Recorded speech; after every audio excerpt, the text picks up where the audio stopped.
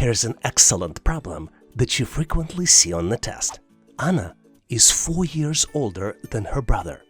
2 years ago, her brother's age was 3/4 of Anna's age. How old her brother will be in 5 years? And you're presented with 4 different choices.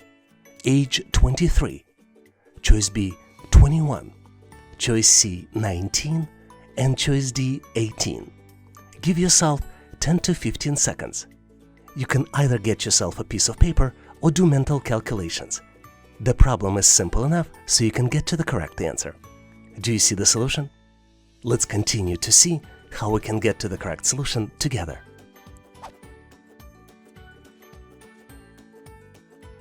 The coolest thing about this problem is that it seems simple, but in reality, it deals with 3 moments in time.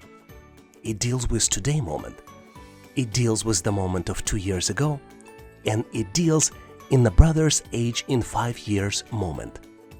As soon as we know either Anna's or her brother's age at any moment of time, we should be able to calculate brother's age in 5 years. So let's go ahead and do the calculations. In this problem, we're dealing with one fact. Anna is 4 years older than her brother, and this fact never changes. So we can build formula Anna's age equals her brother's age plus 4. We are also dealing with age-specific difference at the moment of time. For example, we've learned that Anna's brother's age was 3/4 of Anna's age 2 years ago. So let's do calculations for 2 years ago. Brother's age equals 3/4 of Anna's age. Now let's use factual information about brother's age. Brother's age equals Anna's age minus 4. And now we can create an equation based on Anna's age in the moment of time 2 years ago. Anna's age minus 4, based on the fact, equals 3/4 of Anna's age, which means that Anna's age minus 3/4 of Anna's age equals 4, 1/4 of Anna's age equals 4, and Anna's age equals 16. So 2 years ago, Anna was 16 years old, and her brother was 3/4 of 16, 12 years old. Now Anna's brother is 2 years older, which can be calculated as 12 plus 2 and equals 14 years old, which means that in 5 years, Anna's brother will be 14 plus 5, 19 years old. So the correct answer here is choice C, 19 years old. Hopefully you've nailed this question and now know how to answer similar problems on the test.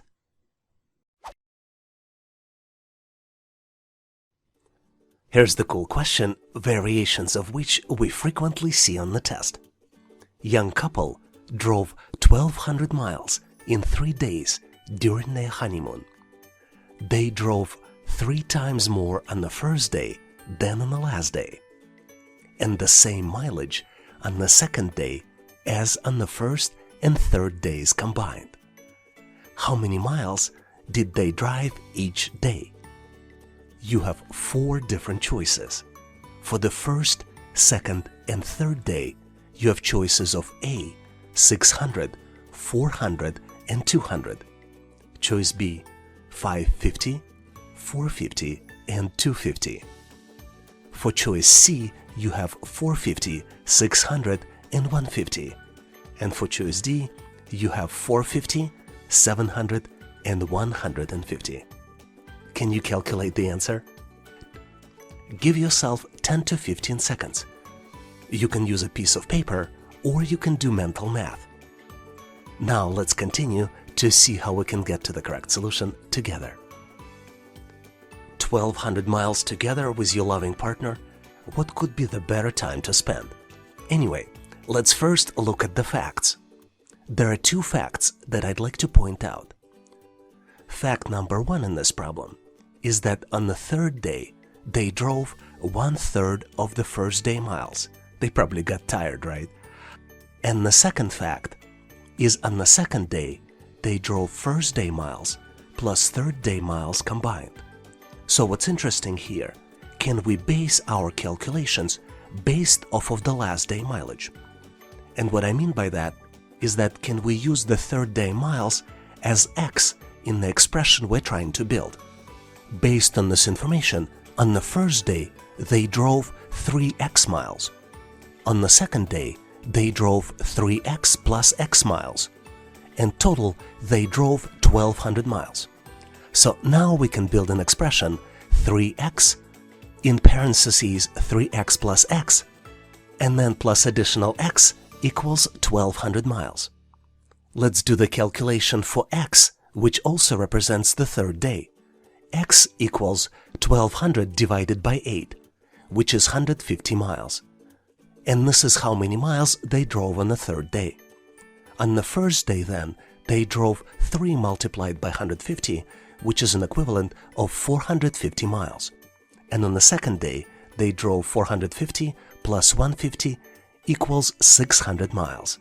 So the correct choice here is choice C. On the first day, 450 miles, second day, 600 miles, and on the third day, 150 miles. The cool thing is that you didn't just get ready for the test, but in case you have honeymoon coming up and are interested in 3-day driving trip and have couple good locations in mind, you know how you would calculate the miles for your planned trip. And now, here's the question for you to try. If you can calculate the answer, please post it in the comment section of this video so I can give you the grade. We have 2 projects, and to complete project 1, it takes 8 hours, and to complete project 2, it takes 12 hours. So how much longer in percentages it takes to complete project 1 versus project 2? You have 4 different choices. Choice A, 4%, choice B, 50%, choice C, 100%, and choice D, 150%. Can you calculate the answer?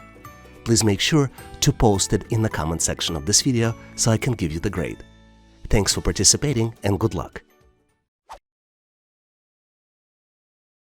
Here's the cool simple question, which is frequently used to test mental math capabilities. There is an unknown number you need to determine.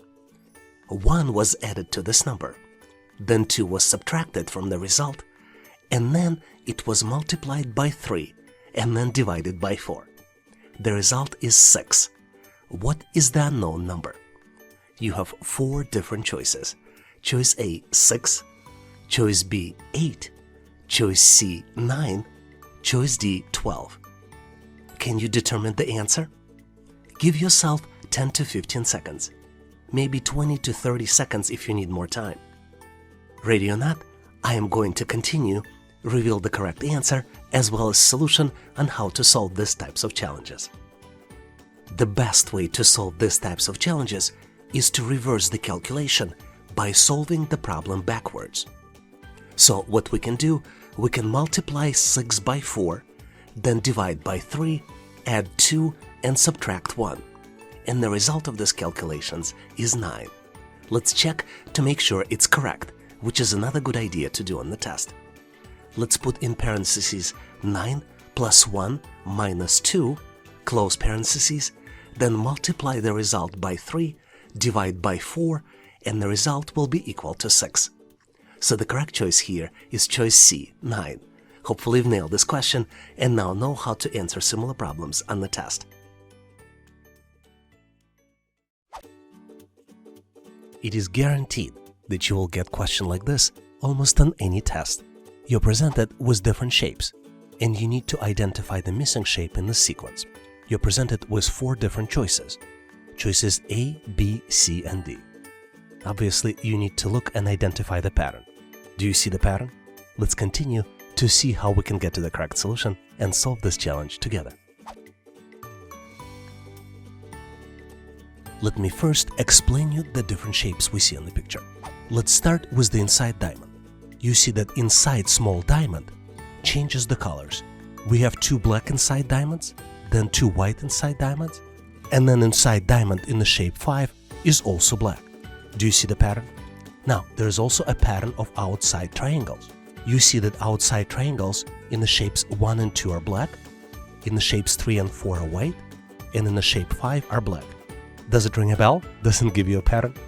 And then the third pattern are the sides of the larger diamond. If you look closely, you see that the sides of the larger diamonds in the first shape are black, then we have two white shapes, and then two blacks again. Let's recap. Shape 2 is the first shape in the pattern. Shape 3 is the second shape in the pattern. Shape 4 is the third shape in the pattern. And then shape 5 is the fourth and last step in the pattern. If you look closely at the shape 1 in the picture, you see that this represents the last shape in the pattern. So the correct choice here for shape 6 would be to select the first shape in the pattern, which is the matching answer for the choice B. So the correct answer here is choice B. Hopefully you've nailed this question and now know how to answer similar problems in the test.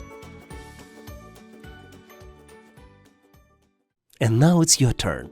I would like you to practice and try to answer this question on your own.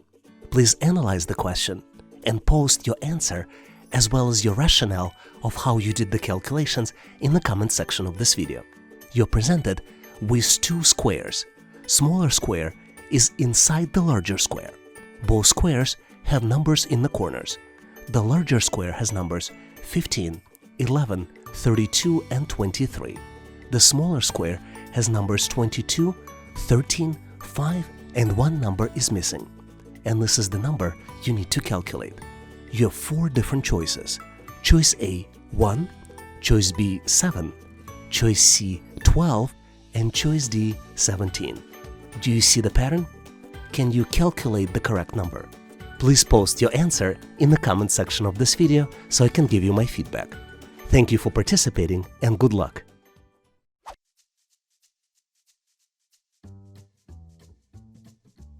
I had this question being asked as part of consulting job interview. How many seconds are there in a year? Take a look at the picture. It might give you a hint. Do you think you know the answer? Think of the logic. How would you calculate how many seconds are there in a year? Or maybe there is an alternative. Always try to think out of the box. This would be my hint to you. And give yourself 10 to 15 seconds. This is as much time as you might get answering these types of questions in the test. Now let's continue and get to the correct solution together. Obviously, this is a tricky question, and it challenges you in understanding of the word second. There are two meanings in the word second. One is second, for example, 1 minute has 60 seconds. But second one is second, where you have sequence of first and second. And the second meaning of the second is used in this particular question. So if we go back to the question, in the year there are 12 months, and there are 12 second days. 1 second day in each month. January 2nd, February 2nd, March 2nd, and etc. Hopefully you've nailed this question. It gives you some laugh, and you now know how to answer similar problems in the test.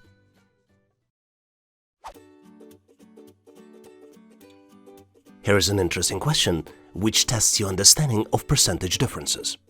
You are presented with two projects, Project 1 and Project 2, and you need to calculate the difference between completion time for those two projects. It takes 8 hours to complete Project 1, and it takes 12 hours to complete Project 2. So, how much longer it takes to complete Project 2? You have four different choices. Choice A, 4%, choice B, 50%, choice C, 100%, and then choice D, 150%. Do you see the answer? Give yourself 10 to 15 seconds to see if you can do mental math and calculate the percentage differences. The answer might be a little trickier than you think. Are you ready? Let's continue to see how we can get to the correct solution together. To get to the correct answer, we first need to understand the difference in hours between the two projects. The difference is 4 hours, and it is calculated by subtracting 8 from 12. 12 minus 8 equals 4, and that is the difference between Project 1 and Project 2 hours. In the second step, we need to divide the difference by the number of original hours, and the original hours would be Project 1 hours. 4 divided by 8 is 0.5, and then we need to multiply 0.5 by 100%. So the correct answer here is choice B, 50% increase. Hopefully you've nailed this question and now know how to answer similar problems on the test.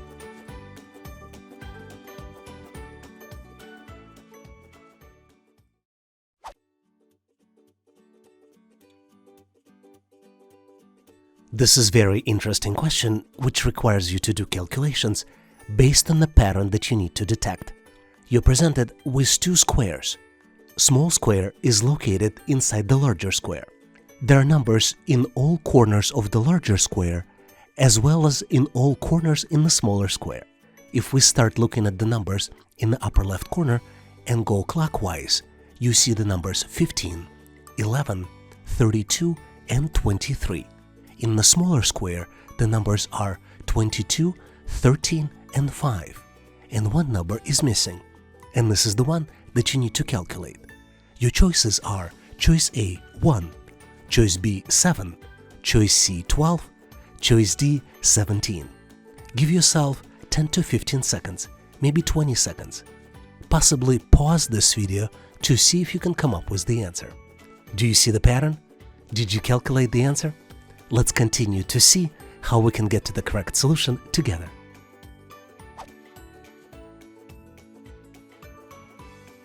As you might have guessed, the pattern here is that the difference between numbers in diagonally opposite corners of the larger and smaller squares is 10. For example, let's look at the upper left corner. The difference between 15 and 5 is 10. If we look at the bottom right corner, the difference between 32 and 22 is 10. And the lower left corner, the difference between 23 and 13 is 10 as well. So to calculate the missing number, we need to calculate the difference between 11 and 10. And the difference is 1. So the correct answer here is choice A, 1. Hopefully you've nailed this question and now know how to answer similar problems on the test.